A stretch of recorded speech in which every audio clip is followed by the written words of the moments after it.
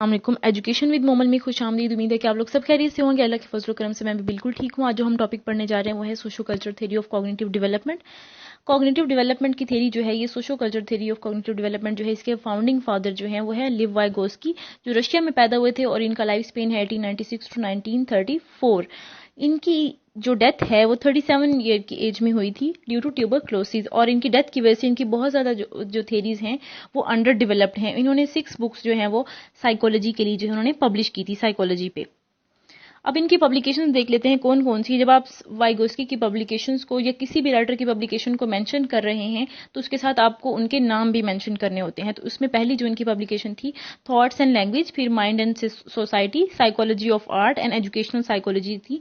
ये इनकी 4 बुक्स जो हैं इनकी पब्लिकेशंस हैं साइकोलॉजी पे। उसके बाद हम देख लेते हैं इनकी थ्योरी जो है वो उसका बेसिक थीम क्या है। वाइगोस्की की थ्योरी का बेसिक थीम जो है वो सोशो कल्चरल डेवलपमेंट है, सोशो कल्चरल कॉग्निटिव डेवलपमेंट। कि इस थ्योरी में ही इनका नाम छुपा हुआ है कि सोशल इंटरेक्शन से कॉग्निटिव डेवलपमेंट होती है। अब कैसे, वो हम देख लेते हैं। Social interaction which occurs between a child and his seniors.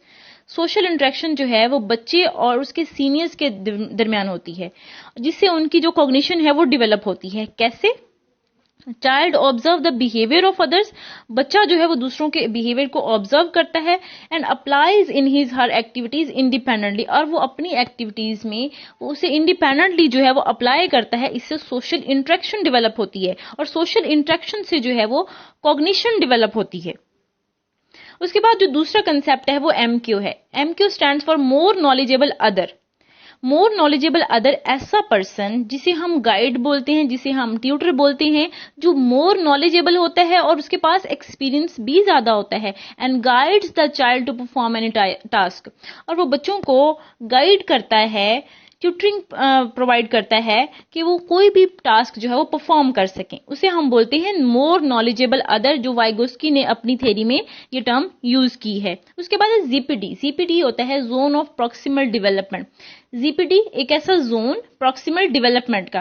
Proximal क्या होता है? Proximal means those skill that child is closely to mastering. ऐसी स्किल्स जिनमें बच्चा जो है वो मास्टरी के नजदीक होता है। और जीपीडी एक ऐसा जोन है जिसमें बच्चा जो है डिफरेंशिएट कर पाता है कि वो कौन सा काम जो है वो इंडिपेंडेंटली परफॉर्म कर सकता है और कौन से टास्क में उसे दूसरों की हेल्प की जरूरत होती है, मोर नॉलेजेबल की हेल्प की जरूरत होती है। तो जोन ऑफ प्रॉक्सिमल डेवलपमेंट में आपने हमेशा याद रखना है, ये एक ऐसा जोन होता है जिसमें बच्चा जो है आइडेंटिफाई कर सकता है, डिफरेंशिएट कर पाता है कि वो कौन सा टास्क जो है वो इंडिपेंडेंटली परफॉर्म कर सकता है और कौन से टास्क में उसे मोर नॉलेजेबल की हेल्प की जरूरत होती है।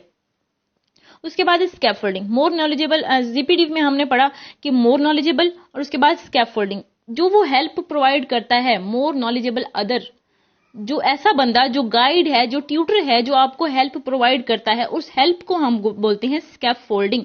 Scaffolding means providing a support और assistance to a child in learning task. किसी भी टास्क को परफॉर्म करने के लिए जब हेल्प की सपोर्ट या हेल्प की जरूरत होती है तो उस हेल्प और सपोर्ट को स्कैफोल्डिंग बोलते हैं। उसके बाद है लैंग्वेज। वाइगोस्की ने अपनी इस थ्योरी में एक इंपॉर्टेंट बात की है कि language is the greatest tool for social interaction. कि आप जब बच्चा जो है वो सोशली इंटरेक्ट करता है दूसरों के साथ, तो वो कैसे करता है? लैंग्वेज से करता है, बोल के करता है। तो उसके लिए वो कहते हैं कि language is the powerful weapon और greatest tool for social interaction. These forms of language. अब उन्होंने लैंग्वेज की 3 फॉर्म भी बताई हैं, जिनमें से एक फॉर्म को वाइगोस्की ने अपनी थ्योरी में बहुत ज्यादा यूज किया है, सोशल स्पीच। सोशल स्पीच ऐसी स्पीच होती है जो एक्सटर्नल कम्युनिकेशन है, जिसमें बंदा जो है वो दूसरे के साथ जो है वो दूसरे लोगों के साथ जो है वो कम्युनिकेट करता है। इसमें बच्चा जो है वो 2 साल का होता है। और उसके बाद है प्राइवेट स्पीच। प्राइवेट स्पीच में बच्चे की एज जो है वो 3 साल होती है और ये इंटरनल कम्युनिकेशन होती है। प्राइवेट स्पीच को हम इंटरनल कम्युनिकेशन बोलते हैं कि ये ओवर्ट होती है, छुपी हुई होती है। इसमें एक बच्चा जो है वो खुद के साथ बातें करता है।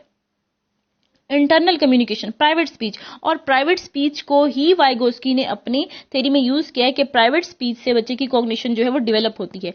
उसके बाद जो थर्ड टॉपिक है वो है silent inner speech. Silent inner speech होता है कि thoughts, silent inner speech are those thoughts which come into the mind about a situation or object कि ऐसी थॉट्स जो किसी भी सिचुएशन के बारे में बच्चे के माइंड में आती उसे हम बोलते हैं साइलेंट इनर स्पीच। अच्छा, प्राइवेट स्पीच और साइलेंट इनर स्पीच में एक डिफरेंस है।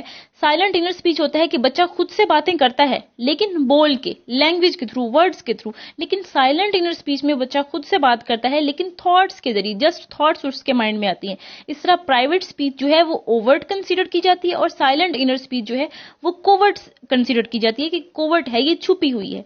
इस तरह वाइगोस्की थ्योरी का जो बेसिक पर्पस है या जो इसका मेन कंक्लूजन है वो यही है कि इसमें सोशल इंटरेक्शन से बच्चा सीखता है। सोशल इंटरेक्शन से उसकी कॉग्निटिव डेवलपमेंट होती है और सोशल इंटरेक्शन में एक चीज जो हेल्प करती है वो है लैंग्वेज।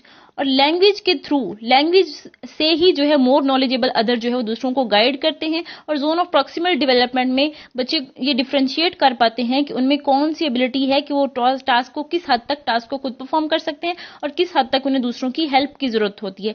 और हेल्प को हम बोलते हैं स्कैप फोल्डिंग। उम्मीद है कि आप लोगों को वीडियो पसंद आई होगी। वीडियो पसंद आई हो तो लाइक और शेयर कीजिएगा, मेरे चैनल को सब्सक्राइब कीजिएगा। अल्लाह हाफिज।